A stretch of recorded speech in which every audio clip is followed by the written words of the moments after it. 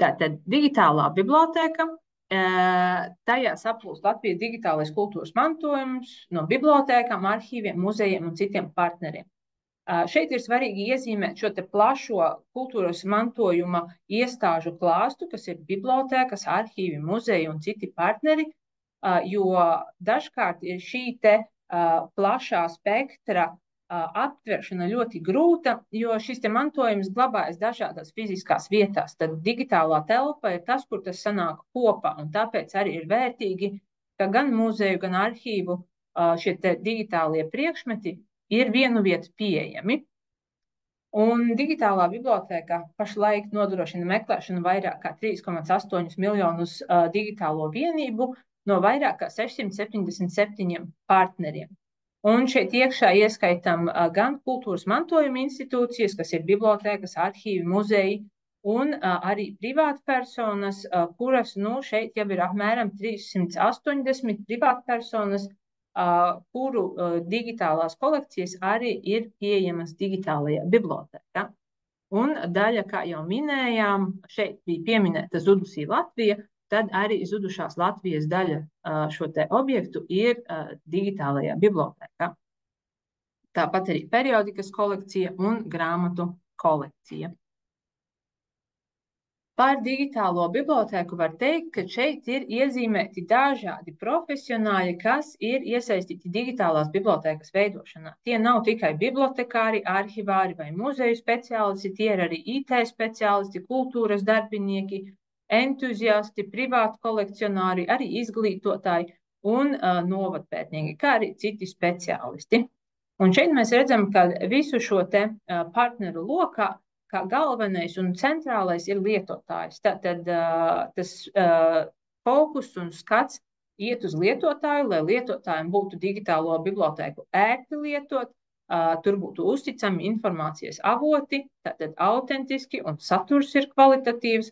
Un šī digitālā telpa nojauc tās institucionālās un dažkārt arī valstu robežas, jo, ja, piemēram, tas saturs ir latviešu valodā par latviešiem Amerikā un to ir iespējams nodigitalizēt, tad sadarbību rezultātā šis te saturs ir arī iespējams viņu redzēt pašā digitālajā bibliotēkā. Un tādi ir vairāki piemēri, ka ne tikai Latvijas ietvaros, bet arī pasaules ietvarā ir šie materiāli pieejami digitālajā bibliotēkā. Un katrs no šiem partneriem sniedz savu ieguldījumu digitālās bibliotēkas pilnveidošanā un uzlabošanā. Ne tikai ar materiālu klāstu, bet arī datu uzlabošanu. Tad, ja mēs ejam digitālajā bibliotēkā, mēs redzam šo metadatu aprakstu, kuru ir veidojis konkrētais partneris, bet to ir iespējams arī papildināt un pilnveidot, lai plašāk tiktu atrādīti un atrodami šie te objekti. Es jau iezīmēju vairāk kārt šīs te institucionālās robežas un ka digitālā telpa tās nojauc, lai apvienotu kolekcijas un lietotājiem piedāvātu neierobežotu piekļuvi Latvijas kultūras mantojumam. Tad digitālā bibliotēka ir uzticams informācijas avots un arī centrālais piekļuves punkts šim te Latvijas digitālajam kultūras mantojumam, nodrošinot plašu kultūras pieejamību. Un tas ir piemērots dažādām lietotāju grupām, un to ir ērti izmantot, kurā ir autentiska informācija un autentisks saturs. Tātad ne tikai partneri var sniegt savu ieguldījumu, bet arī lietotāji. Jo tas, kas šeit es runāšu, iezīmēšu jau arī mazliet nākotni, ka arī lietotāji varēs līdzdarboties digitālās bibliotēkas veidošanā un papildināt šos te datus un pievienot digitālos objektus. Bet tas vēl tikai iezīmējās tagad. Šie te partneri vairāk pilnveido datus un papildina tos, bet nākotnē arī lietotāji varēs līdzdarboties. Ja mēs skatāmies uz digitālā kultūras mantojuma platformu kā centrālo asi šeit, tad mēs fokusēsimies vairāk no lietotāja skata, ka augšā centrā ir digitālā bibliotēka. Un mums ir interesanti redzēt, kāds tad saturs veidojas digitālajā bibliotēkā. Un tas vairāk ir iezīmēts tajā lielā zonā, kur mēs redzam, ka ir periodikas kolekcija, grāmatu kolekcija, industriālais mantojums, dziesmu svētki, kā arī citas kultūras mantojuma institūciju kolekcijas, piemēram, Redzi, dzirdi Latviju. Varbūt ir iespēja bijusi ieskatīties filmu portālā vai NMKK, Nacionālajā muzeju kopkatalogā. Tad šīs te visas digitālās kolekcijas un kultūras mantojuma sistēmas ir pieejamas digitālajā bibliotēkā vienu vietu. Un tas ir nozīmīgi tādēļ, ka, ja mums senāk bija jāiet uz periodikas portālu, uz industriālo mantojumu un jāvāc šī informācija kopā no dažādām vietām, tad tagad to var vienkārši izdarīt, ejot uz digitālo bibliotēku kā centrālo piekļuves punktu un atrodot informāciju no visām šīm te kultūras mantojuma institūciju sistēmām. Zaļajā laukā ir redzams, ko tad šī digitālā biblioteka piedāvā, kādi ir tie pakalpojumi. Tā ir vienkāršā, paplašinātā meklēšana. Reģistrētiem lietotājiem ir iespēja veidot savas darba vietas, izveidot savas izlases, ar kurām pēc tam ir vienkāršāk strādāt. Teiksim tā, savu darba vidi veidot. Var dalīties ar atrasto informāciju vai digitalizāciju pēc pieprasījuma, ja ir nepieciešama liela izmēra datne vai nepieciešams digitalizēt kādu saturu, tad to var pieprasīt, lai tiek digitalizēts. Ekspertu veidotās kolekcijas, stāsti, izglītojoši materiāli, kā arī vērtīgi iezīmē to, ka ir vadlīnijas un ieteikumi profesionāļiem. Ir atsevišķa sadaļa izveidota, kur profesionāļi var ieskatīties, kā digitalizēt, kā uzsākt digitalizāciju bibliotēkā, un ir arī ieteikumi no kolēģiem, kā viņi ir sākuši, un šis te pieredzes stāsts tieši no reģionu partneriem. Un dažādas saites uz vērtīgiem resursiem, kā minēts, uz dažādām digitālajām kolekcijām, kā ārējiem resursiem. Tātad lielākā daļa jūs esat bijusi digitālajā bibliotēkā, esat izmantojuši, kas ir lieliski. Ja kāds nav izmantojis, droši rakstam iekšā savos pārlūkos digitālā-biblioteka.lv vai izmantojot QR kodu ar telefonu droši nobildējam un aizējam cauri saiti. Tas, ko es jums varu piedāvāt, ir kopīgi iziet cauri digitālajai bibliotēkai. Tā es darīšu šādi te, kad digitālā biblioteka, tā es pārbaudīšu Gintai, vai jūs redzat digitālās bibliotēkas lapu, redzam, visi kārtībā. Tātad digitālajai bibliotēkai vienmēr ir logo, kas būs atgriešanās sākuma lapā, iespēja pievienoties vai reģistrēties, lai izveidotu savu darba vidi, kā arī piekļūstamība. Ja ir redzes problēmas vai ir grūtāk redzēt, tad ir iespēja pielāgot šo te izskatu interfeisu, kā jūs redzat šo te lapu, kā arī pielāgot šīs te kontrasta iespējas, ja sarkanā krāsa vai kāda no krāsām traucē, un tad ir iespēja to mainīt. Es atstāšu standartā, lai būtu vienkāršāk. Un šeit ir izvēle pār pašu digitālo bibliotēku, dažādas sadaļas, gan partneriem, gan bibliotēkas lietotājiem, un kā arī meklēt un lietot digitālo bibliotēku. Šis ir vienkāršās meklēšanas lauks, izvērtās meklēšanas lauks, un iespēja nokļūt pie konkrēta tipa digitālajiem objektiem. Ja jums nav konkrēts meklējums prātā pār saviem senčiem, novadu vai tā tālāk, tad ir iespēja uzklikšķināt uz video vai attēli, un visi digitālajā bibliotēkā esošie objekti būs vienu vietu kā attēli šajā kolekcijā. Tad ir iesakām lauks, kur ir iespēja redzēt dažādas izceltās kolekcijas vai jaunumus, piemēram, digitālas bibliotēkas vēstis. Nu jau ir iznācis 2. numurs, Un tam var pieteikties, lai redzētu, kas tad jauns pašā digitālajā bibliotēkā un saistībā ar digitalizāciju. Tad to var uzzināt vairāk. Nākamais lauks digitālas bibliotēkas lapā ir uzziņu sadaļa, kas ir sadalīta vairākās apakšsadaļās. Tās ir profesionāļiem, stāsti, mācies, ieskaties. Lai redzētu visas šīs te sadaļas, šīs ir aktuālākās. Administrators ir izcēlis, tad apskatīsimies visas šīs te sadaļas, kuras ir sadalītas, kā jau minēju, mācies, stāsti, instrukcijas un profesionāļiem. Tas, ko ikdienā var izmantot, ir šī te stāstu sadaļa, strādājot ar skolēniem, veidojot paši stāstus, tad arī šos te ir iespējams publicēt stāstu sadaļā. Piemēram, šeit ir Veidzirnavas Latvijā, vai arī kā tapusi vislavenākā fotogrāfija Latvijas vēsturē. Tātad, atverot, ir šie te stāsti ar fotogrāfijām par to konkrēto tēmu. Tas, ko es gribēju parādīt, ir brīvības piemineklis un brīvības pieminekļa stāsts. Jo šeit mēs redzam pašu stāstu un arī tās fotogrāfijas, kāds tad šis te piemineklis ir bijis, ir šī te būvniecība un izcelta arī Alberta Bieša atklāšanas runa, kad šo te runu var noklausīties un ir iespēja redzēt arī šo te tēlnieku, kas ir veidojis brīvības pieminekli. Un šis te stāsts ir kā sākums meklējumam vai starta punkts, lai meklētu tālāk par brīvības pieminekli. Tātad ir izcelta tikai viena fotogrāfija no restaurācijas procesa, bet ar šo saiti ir iespēja meklēt tālāk un atrast plašāku informāciju. Kā arī, kas pirms tam ir bijis brīvības pieminekļa vietā. Un Latvijā ir arī digitalizēts 3D brīvības piemineklis.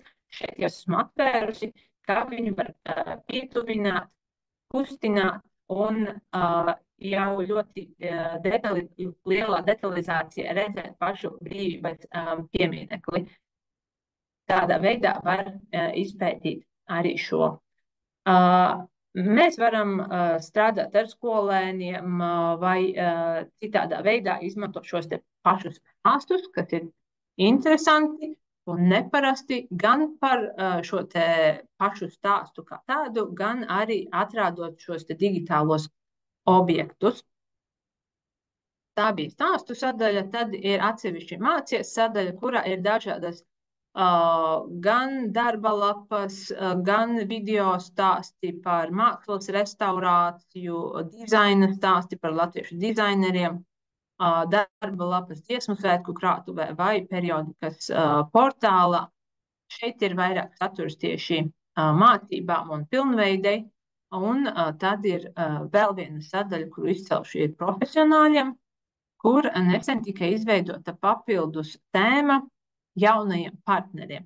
Tātad profesionāļu sadaļa ir šis te dažādie, kā lai tur ir gan prezentācijas, gan vadlīnijas, gan instrukcijas par digitalizāciju un saistībā ar digitālo mantojumu. Tad, lai tajā klāstā neapjuktu, ir iespēja atķeksēt jaunajiem partneriem, un tad ir izveidota šīs te tad kā ieteikumi, vadlīnijas arī jaunajiem partneriem, piemēram, no Kuldīgas un Gulbenes, kā viņiem ir bijis šis te sākums process par digitalizāciju, kā arī kā uzsākt kultūras mantojuma digitalizāciju. Tad ir atsevišķas instrukcijas par sistēmām. Pirms partneri sāk digitalizēt, ir vērts ieskatīties un zināt, ka tāds saturs ir pieejams.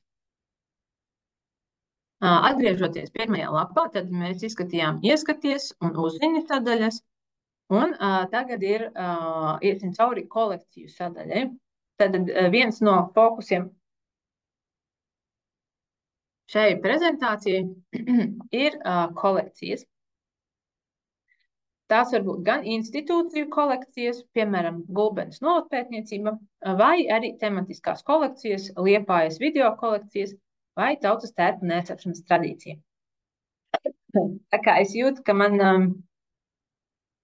mazliet kasās kakls, tad kādā brīdī varbūt es mazliet paklepošu. Tas nav apzināti, bet centīšos nepārāk skaļi to darīt. Nu, tātad apskatīsim visas kolekcijas, un to ir vairāk kā 62. Tā,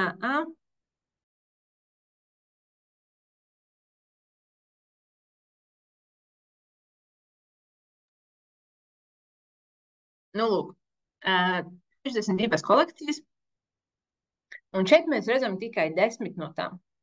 Izvēlamies visas 50, lai mums būtu vairāk iespēja redzēt šīs te dažādās kolekcijas par dažādiem tipiem, dažādu institūciju, dažādu partneru veidotās kolekcijas.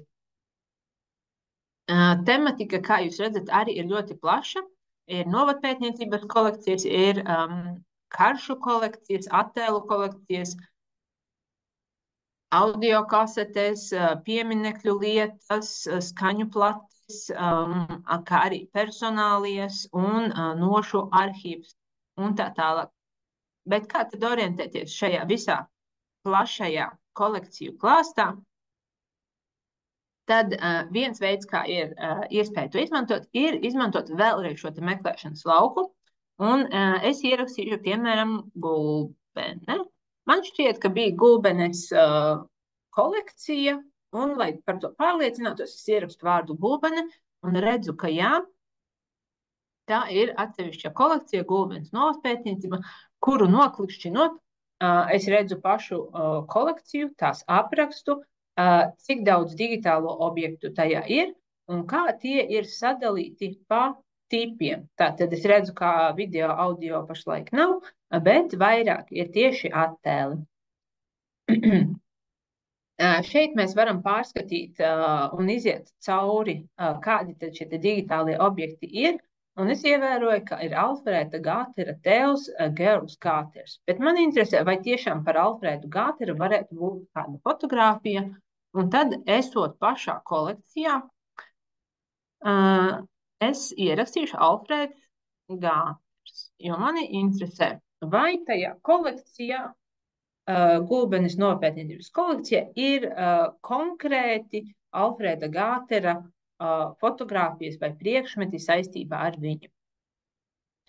Un šajā kolekcijā meklējot, es atrodu, ka man ir 18 attēli, ne 18 kopumā digitālie objekti, 3 teksta un 15 attēli. Un tad es redzu, kas ir šie te digitālie objekti par Alfrēdu Gāteru un varu jau veikt pētīšanu tālāk.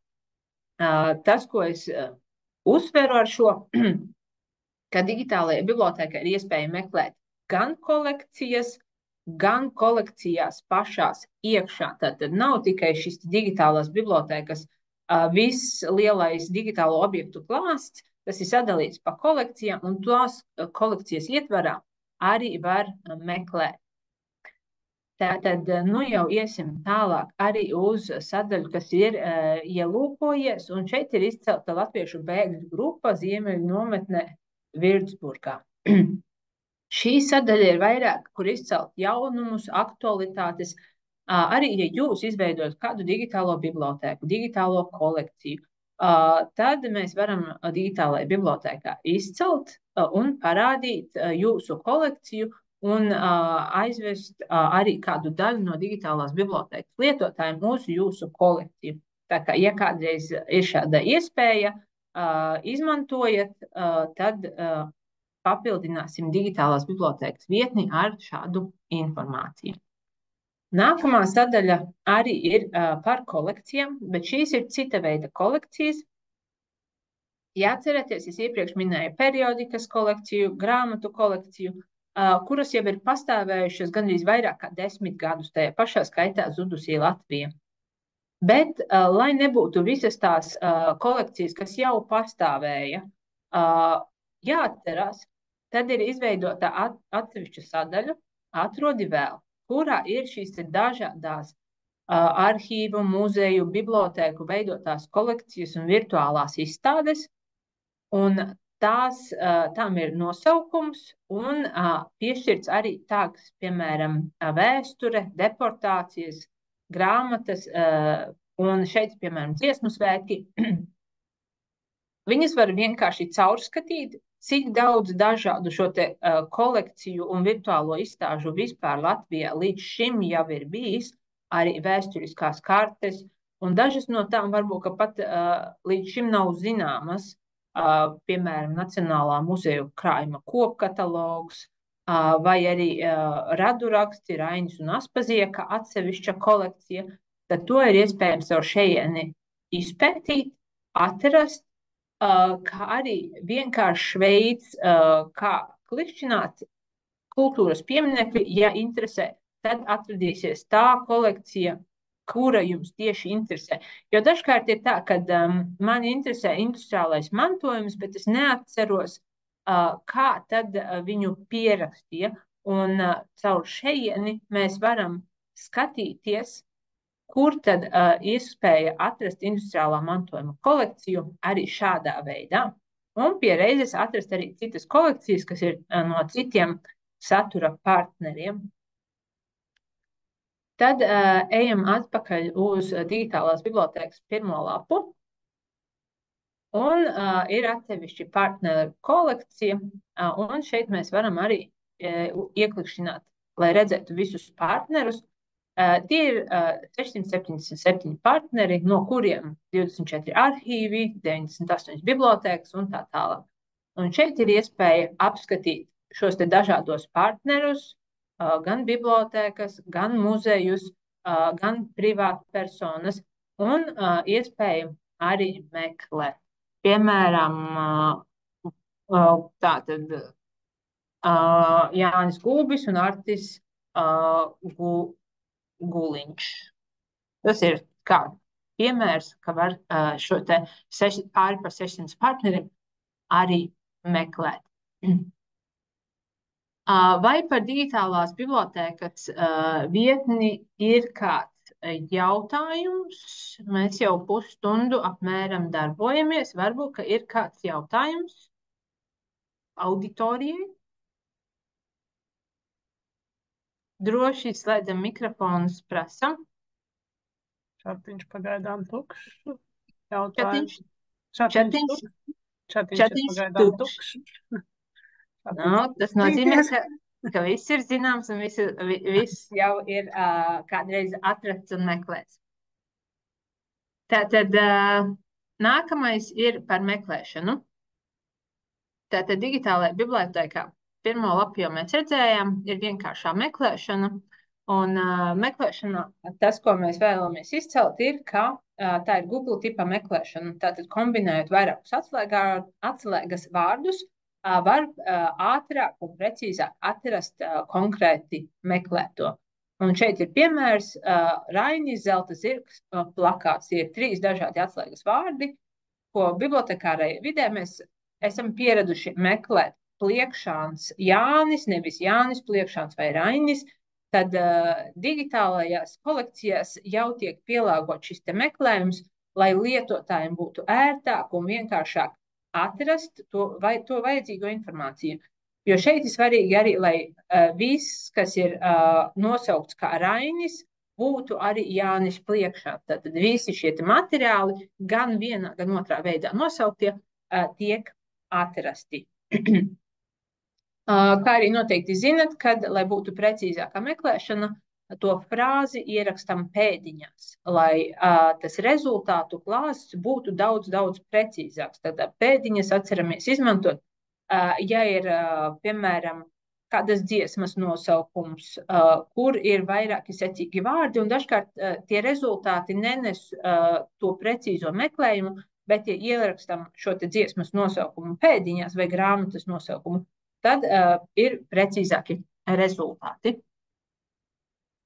Ierakstot vienkāršajā meklēšanā smilteni, tad šis ir tas rezultātu skats, ko jūs paši arī esot digitālajā bibliotēkā tagad varat ierakstīt un meklēt. Jo svarīgi, lai jūs paši arī darbojaties digitālajā bibliotēkā un pēc tam saviem kolēģiem, partneriem, lasītājiem varat parādīt, kā tā digitālā bibliotēka tad strādā.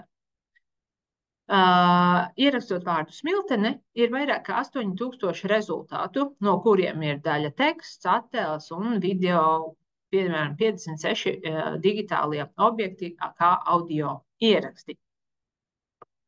Tad šeit mēs redzam arī, ka no konkrētā atslēgas vārda ir izdalītas baloniņos, ka, ja meklējums ir domāts kā Ieva Smiltene, tad uzklikšķinot uz šī te baloniņa, jūs atradīsiet par personu digitālos objektus. Ja tomēr domājat, piemēram, Smiltenes pūtēju orķestris, tad jau arī tiks atlasīti konkrēti digitālie objekti, jo jums tiek piedāvāti rezultāti jau gatavi, sagatavoti, kurus jūs varat sasniegt caur vienu klikšķi. Tad mēs redzam vēl, ka ir sinonīmi, tad dažkārt ir atklātnes izdotas, piemēram, padomu laikā, kur ir uzrakstīts smiltene krievu valodā. Ja metadatos ir šī te informācija, tad arī šādus te objektus, kuriem ir citādā veidā pierakstīta informācija, atradīs, jo to nodrošina sinonīma meklēšana. Šeit svarīgi ir iepriekšējais piemērs, kā daudziem rakstniekiem ir šie pseidonīmi, Jānis Pliekšāns, Rainis, tad caur sinonīmiem ir iespēja šos digitālos objektus visus atrast vienu vietu. Tad vēl ir izcelts tas, ka filtru laukā ir iespēja filtrēt pēc perioda, virstipa, piekļuves tiesībām, oriģināla glabātāja. Tad arī paskatoties, piemēram, smiltenes meklējumam, kādi tad ir oriģināla glabātāji, kur tad ir atrodama šī te informācija par smilteni, un tur būs ļoti daudz šie te gan muzeji, gan arhīvi, gan bibliotēkas, kuriem ir informācija par smilteni.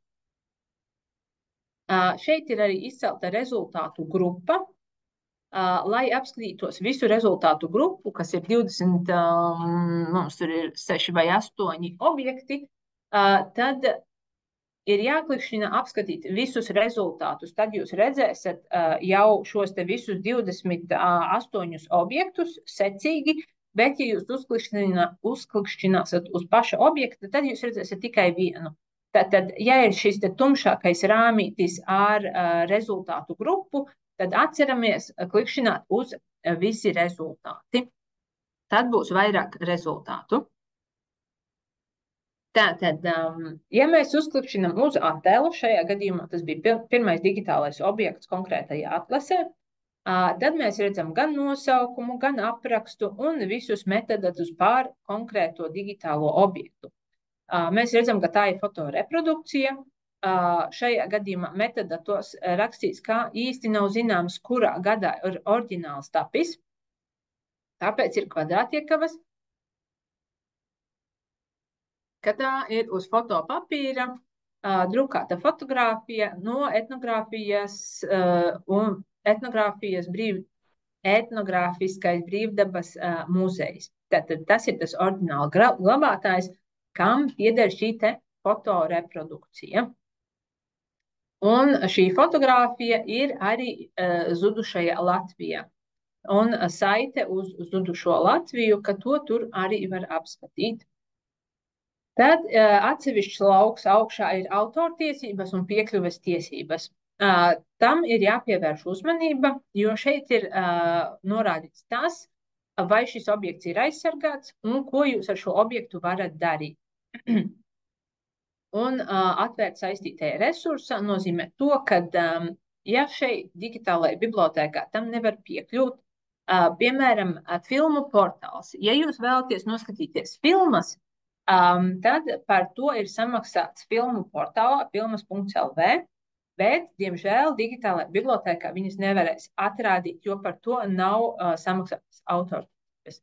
Tāpēc bieži ir vērts izmantot atvērt saistītajā resursā, lai redzētu pilna izmēra attēlu vai papildus kādu informāciju. Šeit ir saite uz zudušo Latviju, Tur var būt saites uz kādu citu digitālo kolekciju, filmas.lv un citām, kur ir vērts ieskatīties. Iespējams, tur būs pilnā apjomā redzams šis te saturs.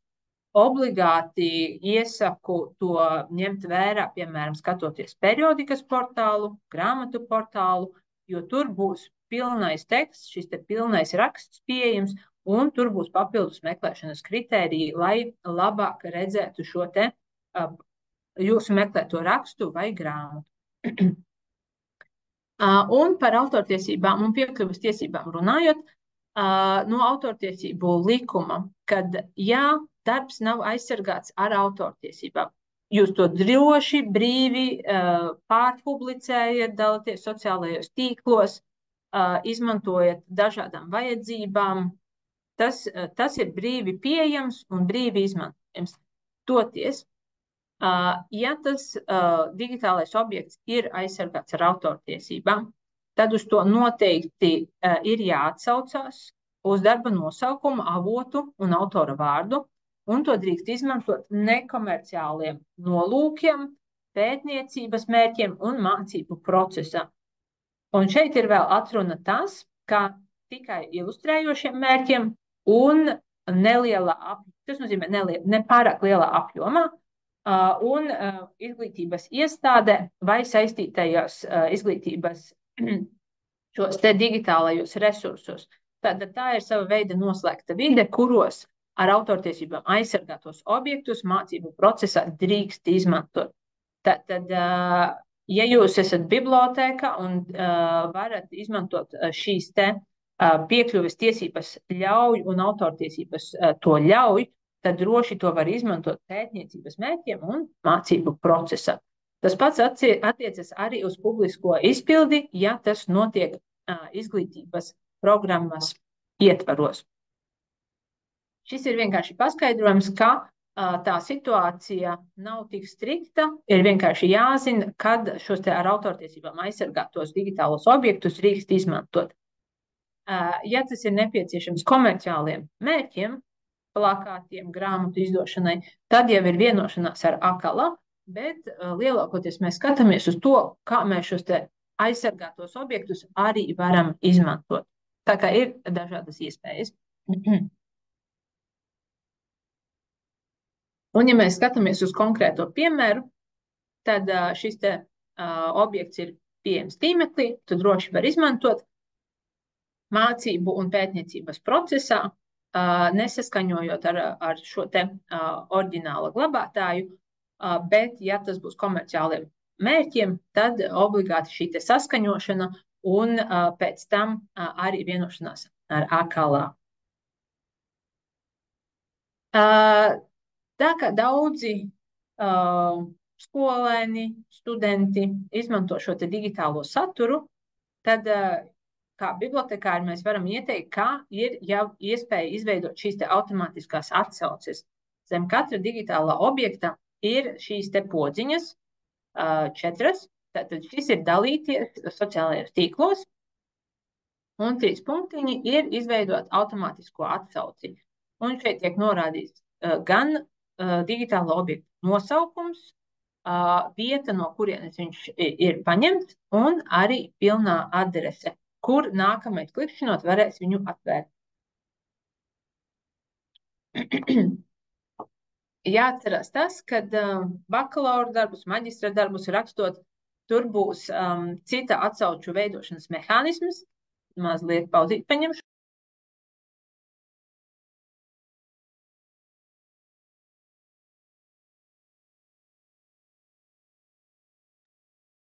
Un tur šī te atsauce mazliet būs jāpielāgo, bet galvenie dati jau šeit ir pieejami, tā kā droši šo te var ieteikt arī saviem lietotājiem, kā ērtu lietu, ko izmantot. Par piekļuves tiesībām. Šeit, ja jūs esat bibliotēkā gaismas tīklā, tad jūs redzēsiet daudz plašāku šo te digitālu objektu spektru, un jūs varēsiet piekļūt daudz vairāk digitālajiem objektiem. Toties, ja jūs skatāties no mājām, tad tas būs mazliet šaurāks, un šeit to ir iespējams arī pielāgot. ar iespēju ieklikšķināt pieejams tīmeklī, pieejams bibliotēku tīklā. Un tad, ja jūs skatīsieties to, kas ir pieejams tīmeklī, tas būs pieejams ikvienam. To es stāstu tāpēc, ka dažkārt mēs vēlamies dalīties ar saturu un pārsūtot, lūdzu, skatiet šo objektu kādam, kurš neatrodas bibliotēku tīklā, tas saturs var nebūt pilnībā pieejams. To ir vērts zināt, ka tās tiesības ir atrunātas, un to var arī šeit redzēt. Ja mēs gribam saņemt saturu tikai, kas ir pieejams tīmeklī, tad to viegli var atlasīt. Papildus iespējas, kas ir zem digitālā objekta, ir iespēja veidot grāmatzīmes. Tātad es šo saturu gribu saglabāt savā reģistrētā lietotāja kontā vai veidot savas izlases. Un tad, kas pirmais, man ir jāpiereģistrējas kā digitālās bibliotēkas lietotājam, un tad es varu sākt veidot savas grāmatzīmes vai veidot savas izlases.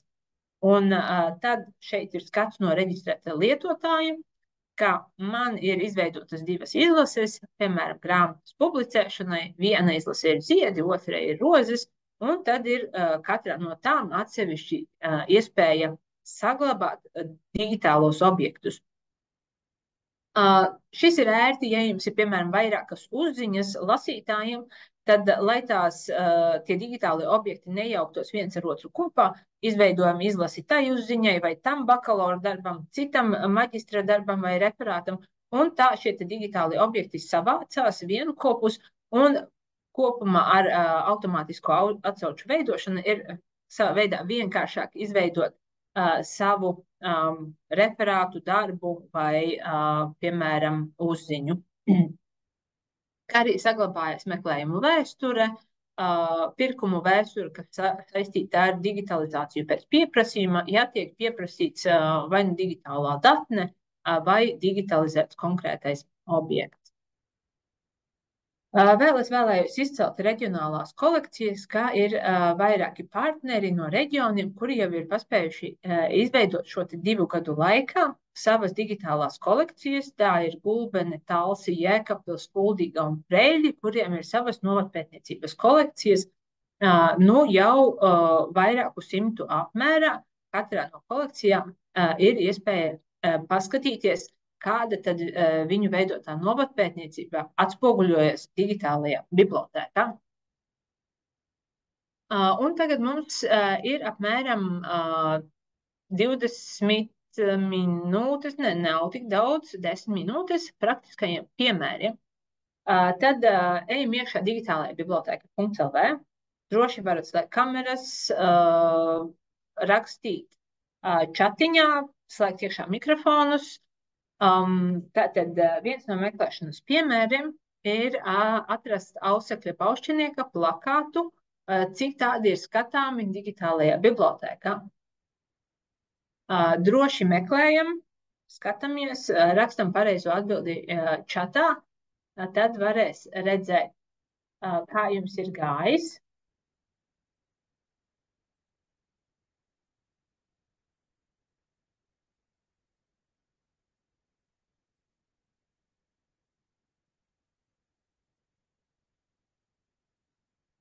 Kuram izdosies atrast.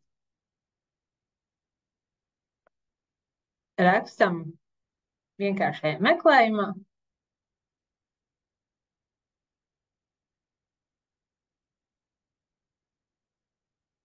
Tā. Vai kādam izdevās atrast? Ginta, tev mikrofons nav ieslēgts?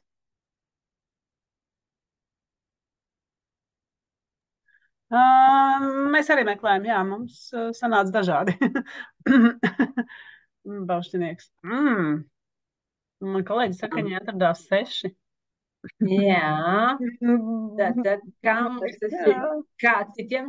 Tātad Līga ir izdevies atrast 2. Aha.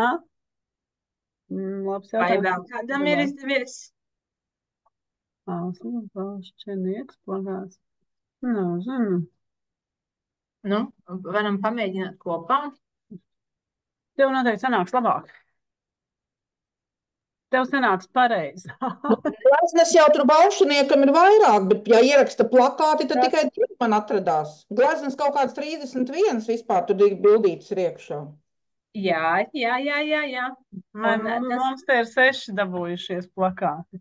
Ļoti labi. Agitai arī ir 6. Tātad digitālajā bibliotēkā un digitālajos resursos mēs varam runāt par dažādiem meklēšanas veidiem.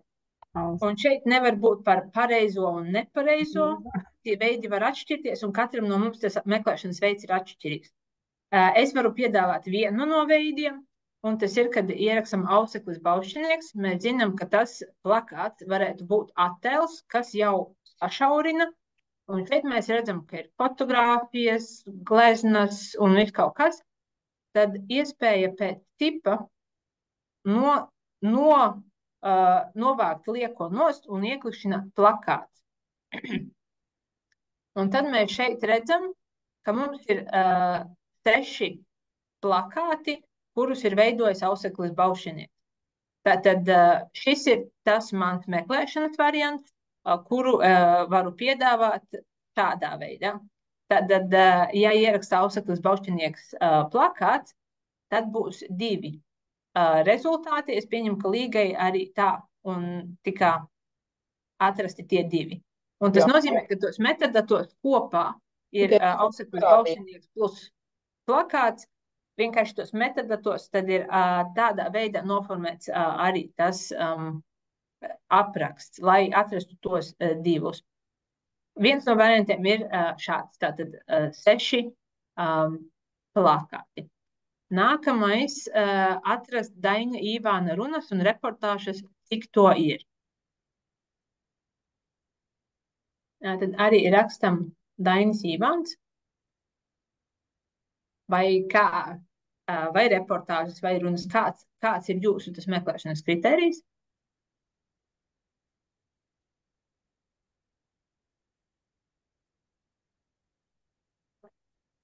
Šeit fokusējamies vairāk uz to, ka tie ir audio ierakstu kopums.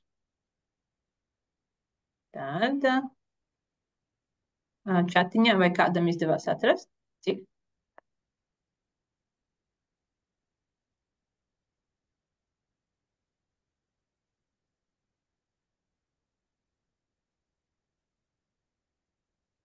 Tad, ja mēs skatāmies par Daini Ivānu un viņa darbiem kopā, tad tie ir vairāk kā 814.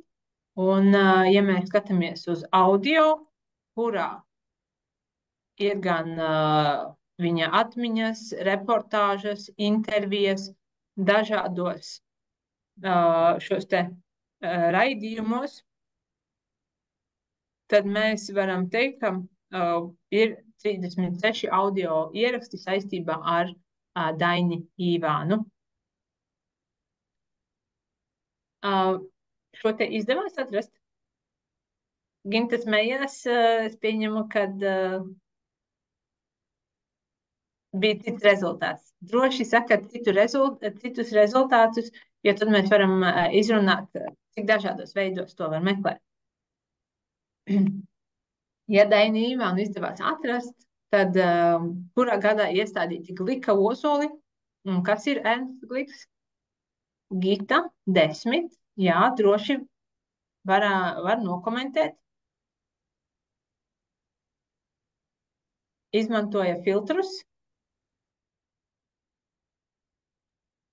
Kā es sameklēju, es ieliku pēdiņās, ierakstīju Dainis Ivāns un reportāžas. Tā es dabūju 10. Jā, super. Tas ir ļoti, ļoti labs un ļoti precīzs meklējums.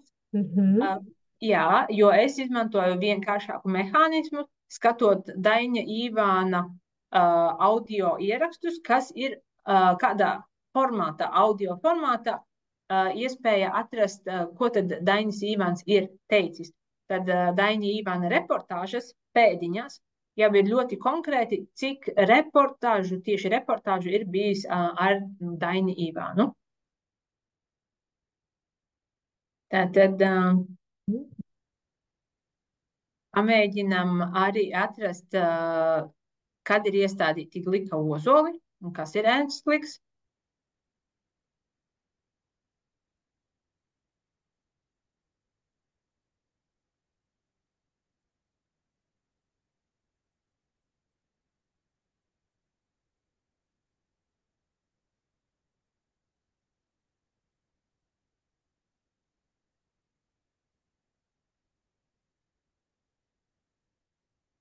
Tā, izdevās atrast. Kad ir iestādīti Ernsta Glika ozoli? Droši, rakstam, sakam.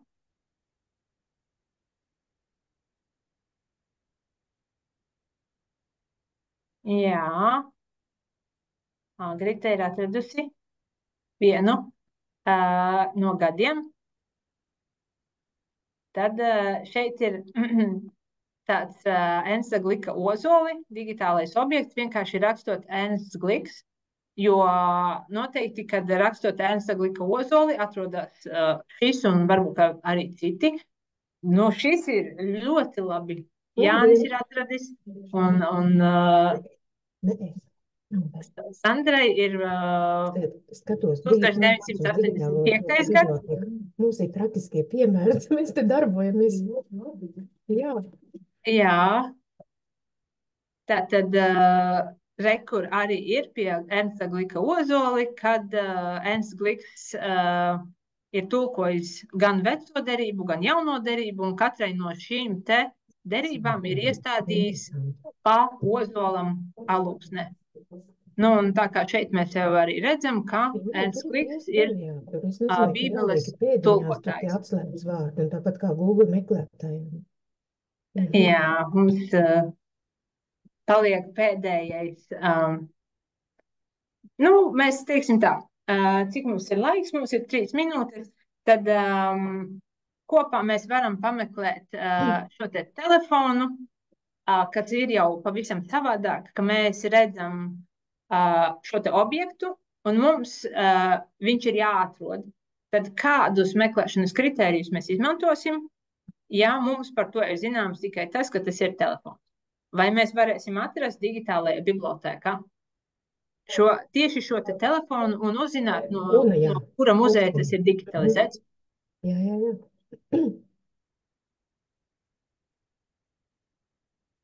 Tā.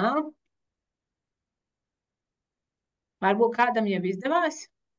Un atceramies to, ka šeit ir muzeju priekšmeti un iespēja nofiltrēt arī tieši pēc priekšmetiem. Tad šeit es varu arī mazliet palīdzēt. Ja mums zināms, ka tas ir telefons. Tad, paskatoties rezultātus, mums ir šāds telefons. Un tad ir arī šāds un kaut kas šāds. Bet patreiz tas sarkanais telefons nerādās, jo es esmu visi resursi un tad arī periodiskajos izdevumos un citur, kur ir pieminēts vārds telefons, ļoti, Jana ir ļoti labi izdevies. Ļoti. Nu, perfekti. Un tad tas, ko mēs zinām, ka mums ne audio, ne teksts, ne attēli neinteresē, bet mums vajag priekšmetu telefons. Un tad mēs ejam muzeju priekšmetos un skatāmies, kādi dažādi telefoni no dažādiem šiem te muzejiem ir. Un šeit mēs varam paskatīties arī oriģināla glabātājs. Tad fotogrāfijas muzejs, Barikāžu muzejs, Madonas, Kara, Jelgavas muzejs. Un pat dažādi šie te muzeji, no kuriem šie te telefoni ir pieejami. Tad uzmanīgi skatoties šie te telefoni, mēs meklējam to, kas ir mūsu sarkanais telefons. Nu, un šeit mēs redzam, ka tas ir VEP rūpnīcā ražotais un no Kazdangas muzeja. Ceru, ka pārējiem arī izdevās atrast sarkano telefonu. Un tās tādā ziņā par digitālo bibliotēku un praktisko meklēšanu šodienai, es domāju, ka pietiks. Tur varēs turpināt meklējumus arī pēc prezentācijas. Tas kopsuma manai prezentācijai, ka tie iegūmi no digitālās bibliotēkas ir, ka tas digitālais kultūras mantojums ir pieejams vienu vietu, tajā ir plašs objektu klāsts un dažādas šīs digitālās kolekcijas. Ir iespēja veidot savas digitālās kolekcijas un reģistrēt tajā vidē arī savas izlases. Un šo te saturu brīvi var izmantot pētniecības un mācību procesā. Un tūliņ pārslēgsimies arī uz iespējām, kad jūs, kā bibliotekāri, noteikti zinat jau, kā izmantot digitālo bibliotēku gan novadpētniecībā, gan strādājot ar lietotājiem.